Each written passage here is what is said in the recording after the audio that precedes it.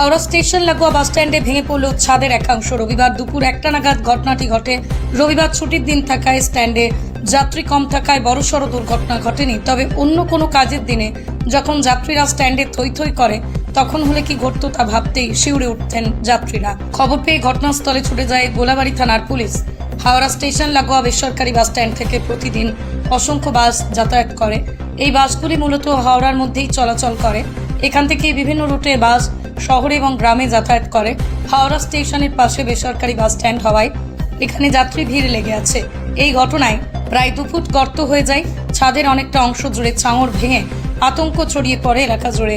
ওখানে যদি যাত্রীরা দাঁড়িয়ে থাকতেন বড়সড় বিপদ ঘটতে পারত।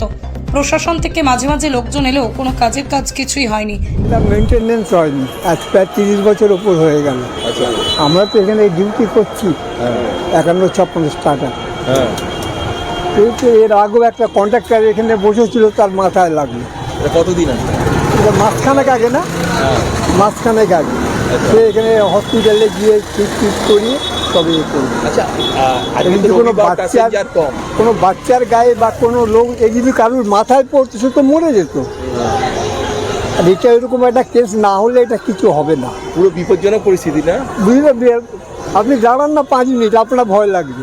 আপনি জানেন না, আপনি দাঁড়িয়ে থাকবেন। এটা কতদিন আগে তৈরি হয়েছিল? এটা তো বাস স্ট্যান্ড। এটা কবে তৈরি হয়েছিল?